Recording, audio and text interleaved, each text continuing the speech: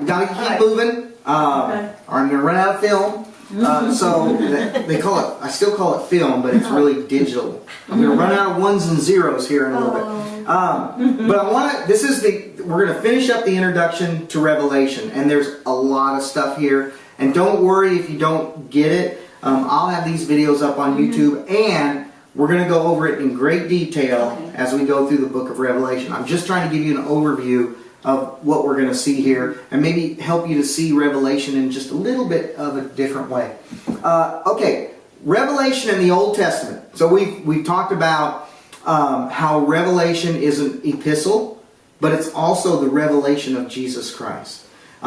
We like to put it as it's a picture of future events, and it is, but it's also a picture of who Jesus is and His ultimate victory. So what we want to see in the book of Revelation is the same thing we want to see in the Old Testament, and that is a picture of Jesus Christ. And and what I'm planning on doing over the next several months is showing you how Revelation has tons and tons and tons of pictures that were already told to us in the Old Testament, and we're going to see what they meant in the Old Testament and apply that to the book of Revelation so that we can have a little bit greater insight than just trying to match up future events with the Scriptures. And that's how most people see Revelation. They try to go, this is talking about the European Union and the 10 nations in the European Union, and one of them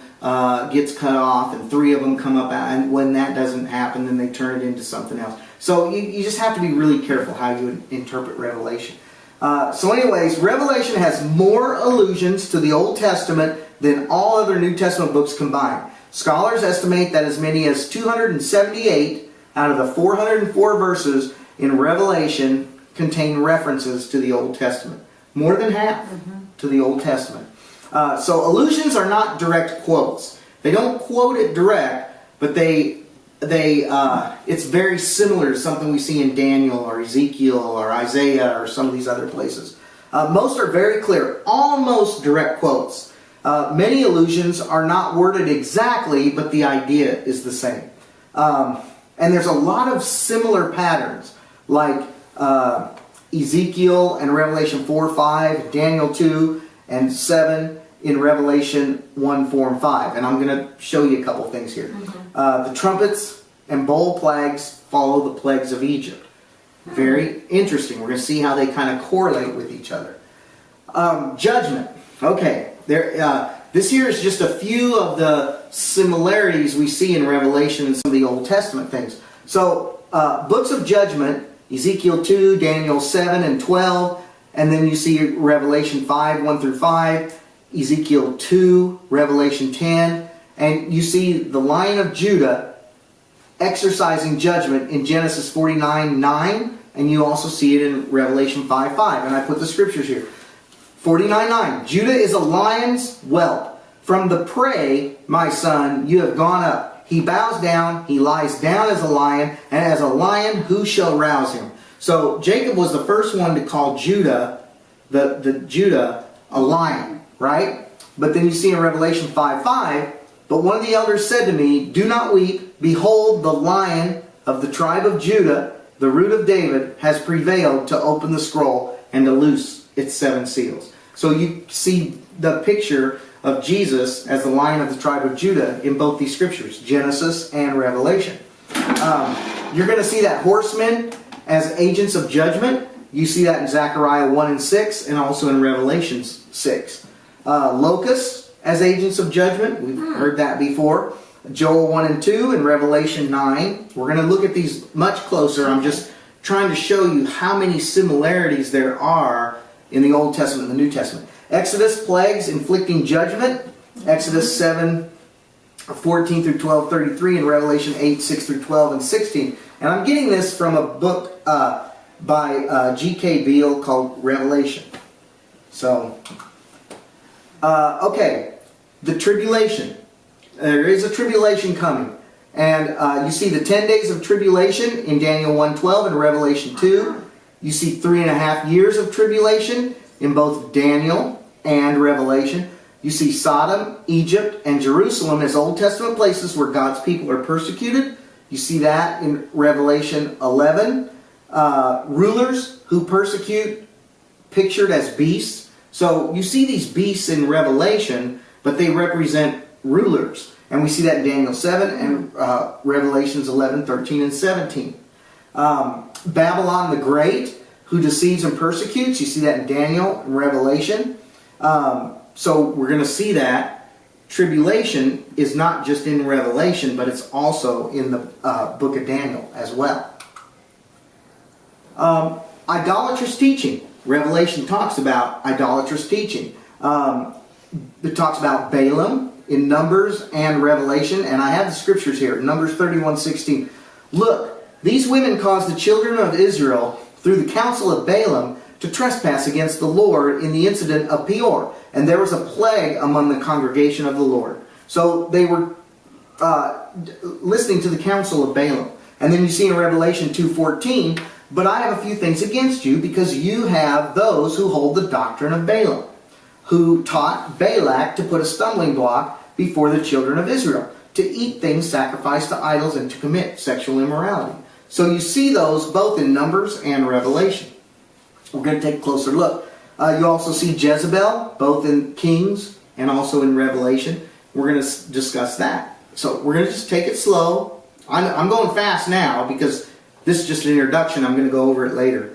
But I just want you to see all these similarities for right now. Divine protection. You see the tree of life in Genesis. When we first started Genesis, we talked about that. And you see it in Revelation. By the way, there was two trees in the garden. The tree of life and the tree of knowledge of good and evil. Those trees, one represents the new covenant and one represents the old covenant. The tree of knowledge of good and evil is, well, we know that the tree of life is a picture of Jesus Christ. Jesus Christ is our tree of life. He's the one who gives life. The tree of knowledge of good and evil is like the law. The law tells you, don't do this, don't do this, don't do this, do this, do this, do this. But the problem is it only brings condemnation and death. So don't eat of the tree of knowledge of good and evil. Eat of the tree of life. But that's a teaching for another day. So we see the tree of life in Genesis, Revelation, the sealing of the Israelites in Ezekiel and Revelation, the wings of eagles protecting in the wilderness, Exodus, Deuteronomy, and Revelation. And here's some more common themes. Victorious end-time battle. We know that Jesus wins. He's already won. So you see Armageddon in Zechariah and Revelation. You see apostasy, a falling away in Ezekiel and Revelation. And you see the Spirit as empowering for God's people in Zechariah and Revelation. And we're going to look at that. Okay, now, one thing as we go through the book of Revelation, things are expanded on in the New Testament from the Old Testament. For example, Israel is given a much bigger meaning. For instance, God calls Israel a kingdom of priests in the Old Testament, but now the church is a kingdom of priests. Exodus 19:6 says, and you shall be to me a kingdom of priests and a holy nation. These are the words which you shall speak to the children of Israel. But now if you look in Revelation 1:6, and has made us kings and priests to his God and Father, to him be the glory and dominion forever and ever. So now we're all kings and priests. Isn't that cool? So the role has expanded to the church.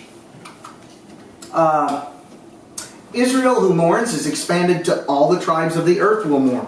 So in Zechariah, we see that Israel is mourning, and in Revelation, we see the whole earth mourning. I will pour out on the house of David and on the inhabitants of Jerusalem the spirit of grace and supplication. Then they will look on me whom they pierced. Yes, they will mourn for him as one mourns for his only son, and grieve for him as one grieves for a firstborn. That's a prophecy about Jesus, but he was also talking specifically to Israel here. So they're going to mourn for Jesus, right? Israel is. They look at him who was pierced and mourn for him. So we know that the Jews will mourn, but here in Revelation 1:7, behold, he's coming with the clouds, and every eye will see him, even they who pierced him, and all the tribes of the earth will mourn because of him. Even so, amen. So not only will Israel mourn, but all the tribes of the earth will mourn. So you see how Revelation sort of expands on what we've learned in the Old Testament. One more example. The leaves for healing are not just for Israel anymore. Ezekiel 47:12, along the bank of the river on this side and that will grow all kinds of the trees used for food. Their leaves will not wither, and their fruit will not fail. They will bear fruit every month, because their water flows from the sanctuary. Their fruit will be for food, and their leaves for medicine. So we see the leaves for healing here in Ezekiel, and it's for Israel. And now in Revelation it says, in the middle of its street and on either side of the river was the tree of life, which bore 12 fruits, each tree yielding its fruit every month, and the leaves of the tree were for the healing of the nations. So we see the leaves of the tree of life as healing for Israel, and now healing for all the nations. Mm-hmm. Cool, right? Mm-hmm. So you'll see Revelation do it. There's so many examples. I can't do them all. So we'll go over them line by line. Okay, Revelation verifies Moses and the prophets. If there was ever a book in the New Testament that gave validity to the Old Testament, it's the book of Revelation, because there's so many analogies and so many allusions to the Old Testament. It gives validity to the Old Testament. It wasn't that Israel didn't recognize Jesus. They didn't recognize what Moses said about Jesus. They didn't recognize that what they had, the scriptures they had, talked about him. John verifies the Old Testament with Revelation. So most people look at Revelation forward into time. They don't really look at it as, where have I seen this before? But it is best understood looking back with an understanding of what it meant in John's time, and then springboarding forward with that understanding. So that's what I'm going to try and do, is get an understanding of what the Old Testament is saying and what these pictures meant in the Old Testament, and then we can move forward. So, quick outline. You got the prologue, the letters to the churches, God and Christ glorified through Christ's resurrection, the 7 seals, 7 trumpets, 7 visions are signs, the 7 bowls, final judgment of Babylon and the beast, the millennium, the new creation, the church perfect in glory, and then the epilogue. Excuse me. 2 positions of chronology. Okay. This is how people usually look at the book. And I'm okay with that. That's fine. We really don't know what future events certain scriptures belong to. And we will know after it happens, but to foretell it is really tough. So the visions are told as they will happen chronologically. In other words, most people look at Revelation as first this, then this, then this, then this, then this, then this, and we look at everything happening one right after the next. We never think, could this be similar to what has already happened and maybe just a retelling of something that has happened?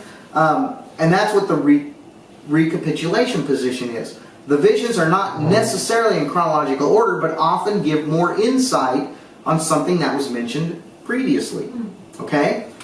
The futurist position. Here's where we get the futurist position. And that's just looking at it line upon line upon line upon line upon line. One thing, then this, then this, then this. Revelations 1:19 says, write these things which you have seen, and the things which are, and the things which will take place after this. Right? That sounds like, okay, write what you've seen, and write the things which are, and then the things which are to take place after this. That's kind of a chronological thing. And we take that as, well, what's happened before this, and the things which are, which is the letters to the churches, and the things which will take place after this is everything after the letters to the churches. So we look at that as chronological. However, God could have been saying, you've already had some visions, write those down, and write these ones you're looking at now, and then write the ones that are coming down. But this is how in our minds, that's kind of how we see it. Revelation 4:1 says, after these things I looked, and behold, a door standing open in heaven, and the first voice which I heard was like a trumpet speaking to me, saying, come up here, and I will show you the things which must take place after this. So we look at that as a chronological statement that these things happened and then this happened. Okay? So it's not bad. It's not a bad way to look at things. I'm just saying there could be more. And that's what we're going to look at. And then everybody can kind of make up their own minds. Alright? Recapitulation position. This is why they say things could be a retelling of something that was already said previously. Revelation 11:18. The nations were angry, and your wrath has come, and the time of the dead that they should be judged. Okay, this is the judgment. And that you should reward your servants, the prophets, and the saints, and those who fear your name, small and great, and should destroy those who destroy the earth. So we see the judgment right here in 11:18. Then you jump to verse 20, or chapter 20, and this sounds like it's another description of this right here. Verse 20 said, chapter 20, verse 12 says, I saw the dead, small and great, standing before God. And the books were opened, and another book was opened, which is the book of life, and the dead were judged according to their works by the things which were written in the books. So we see two judgments. And so this could be just an elaboration of what had already happened in 11. Is this another judgment? Is this something different than this? We're going to find out. Sound good? I'm not trying to confuse you. I'm just saying we're going to look at all of these. Linked letters. I call it linked letters. In chapter 2 is the letters to the churches, chapter 2 and 3. And it talks about in chapter 2, and this is why they have the recapitulation view. So you see the false apostles in chapter 2, and you see the true apostles in chapter 21. False Jews in chapter 2, and the tribes of the true Israel in chapter 21. Christians dwell where Satan's throne is in chapter 2. Christians dwell where God's throne is in chapter 22. Some in the church are dead in chapter 3. All in the perfected church are alive in chapter 21. The church is an earthly lampstand in chapter 1 and 2. God and the Lamb are the lamps in chapters 21 and 22. Church contains idolaters, chapter 2. The perfect church has no idolatry or lying, chapter 21. Christians are persecuted, chapter 2 and 13. Christians reign as conquerors in chapter 21.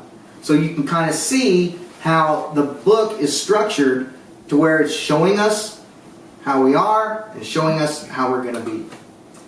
Linked promises from these linked letters. And I'm not going to do them all. But it says here in chapter 2, they will eat of the tree of life. And in chapter 22, the tree of life bears fruit in heaven for the believer. They will be a pillar in the temple. God and the Lamb are the temple in heaven where the believer dwells. They'll be part of the heavenly Jerusalem. They are part of the heavenly Jerusalem. So all of these promises that he spoke of in the letters to the churches are fulfilled at the end of Revelation. They will have white stone and receive the morning star. They are part of the city whose foundations are precious stones, whose light is God and the Lamb, and that lives with Jesus, the bright morning star. So they will rule the nations and sit with Christ on his throne. They reign forever and ever. They'll be saved from the second death. They are saved from the second death. Cool, right? Okay. The theology of Revelation, and this will wrap it up. And next week we're going to go into verse by verse. We're going to start with verse 1. Christ is victorious. At the end of the day, this is Revelation. Christ is victorious over Satan and death. In the New Testament, we expand on the Old Testament. The Spirit is greater than the law. Israel has expanded to the church. Believers as a new creation. Christ has already brought victory and will continue to be victorious to the end. He will make all things new. New heaven, new earth, new beginning. So, we started in Genesis at the beginning. We're going to finish with Revelation. But Revelation finishes with a new heaven, a new earth, a new beginning. Cool, right? Cool. Any questions? Oh, Tom, though, they come later. We're going to take it slow, and we're going to let people talk and share. And I'm going to try not to cram it with just a whole bunch of stuff. But I do want to kind of show how you can find a lot of your answers in the Old Testament, and that's going to help us to understand Revelation even better. Cool, right? Okay.